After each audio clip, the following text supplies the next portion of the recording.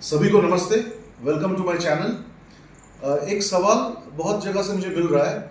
जब से सीबीएसई ने ये जो draft scheme for 2 board examination publish किया 2025 फरवरी को, तब से ये सवाल पूछा जा रहा है कि एक चार्ट दिया गया है, उसमें लैंग्वेज 1 इंग्लिश, लैंग्वेज 2 हिंदी और बाकी सारे लैंग्वेजेस को, रीजनल एंड फॉरेन लैंग्वेज के एक अलग सेगमेंट में या बॉक्स में डाला गया है। इवन संस्कृत को भी रीजनल लैंग्वेज में ही डाला गया है, लेकिन हिंदी को ऊपर में दूसरे स्थान पे यानी कि सेकंड लैंग्वेज की जगह पे रखा गया है।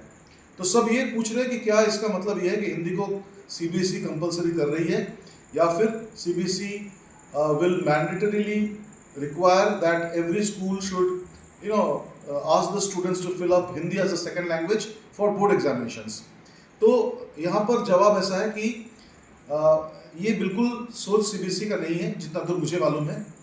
2 लैंग्वेज इंग्लिश और हिंदी को ऊपर रखने के पीछे कारण ये है कि सीबीएसई के जितने भी स्कूल्स हैं all over the country, even abroad भी, उसमें 2 ही लैंग्वेजेस रहते हैं, 2 ही मीडियम रहते हैं। रात लैंग्वेज नहीं, ये मीडियम, या तो वो इंग्लिश मीडियम स्कूल है या फिर वो हिंदी मीडियम स्कूल है।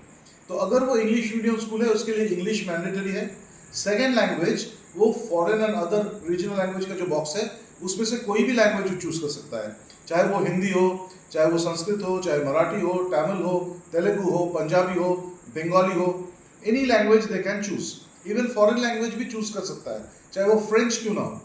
तो ये एक इंपॉर्टेंट चीज है कि CBSE is not making Hindi as a mandatory subject and it will not make it mandatory in the board exam.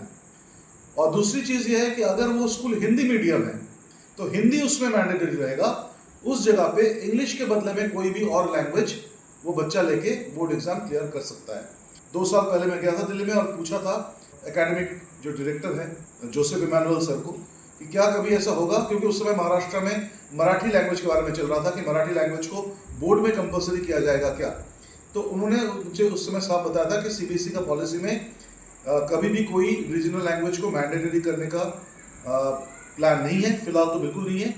और अगर कोई स्टेट अपना एक लैंग्वेज को मैंडेटरी करता है, जैसे महाराष्ट्र में मराठी या तमिलनाडु में तमिल, अगर उसको कंपलसरी करता है वो स्टेट लेवल में ही रहेगा। सीबीएसई उसके बारे में कोई सर्कुलर या गाइडलाइंस इशू नहीं करेगी। तो इसका मतलब बहुत सिंपल सा चीज़ है, इंग्लिश मीडियम अगर आपका स्कूल है तो इंग्लिश मैंडेटरी है। सेकेंड लैंग्वेज वहाँ पर हिंदी जरूर दिख रहा है, लेकिन आप कोई भी सेकेंड लैंग्वेज चूज कर सकते हो, यानी कि महाराष्ट्र में मराठी, तमिलनाडु में Tamil and so on. And अगर आपको चाहिए आप 3 लैंग्वेजेस भी चूज कर सकते हो, जिसमें first language will be the medium of the school. आपका इंग्लिश मीडियम है तो इंग्लिश सब्जेक्ट रहेगा और हिंदी मीडियम है तो हिंदी रहेगा, और बाकी के जो 2 लैंग्वेजेस है वो जो बॉक्स दिया गया है उसमें से आप चूज कर सकते हो। So English and Hindi together is not compulsory. I hope you understood this. And उस तरह से बच्चों को अपना सब्जेक्ट चॉइस करने में आप गाइड कर सकते हो।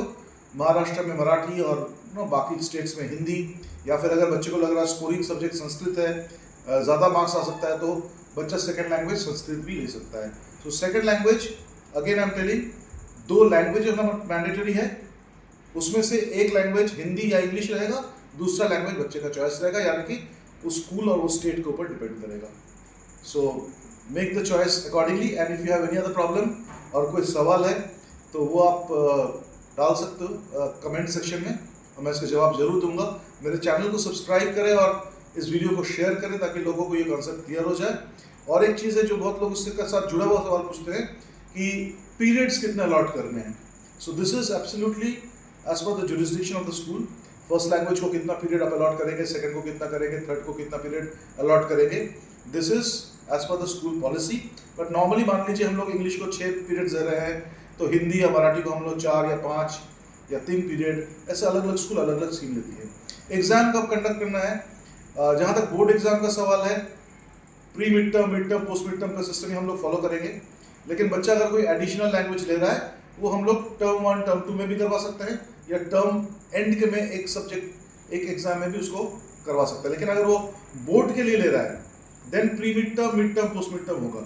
लेकिन बोर्ड के लिए अगर वो नहीं ले रहा है, फॉर एग्जाम्पल महाराष्ट्र में मराठी लिया बच्चे ने लेकिन बोर्ड के लिए नहीं लिया, तो फिर क्या होगा, स्कूल लेवल में असेसमेंट होगा। तो स्कूल लेवल में जब असेसमेंट किया जाएगा उसके लिए pre mid term, post mid term का जरूरत नहीं है, क्योंकि उसका इंटरनल असेसमेंट स्कोर इस तरह से नहीं लेने से भी चलेगा।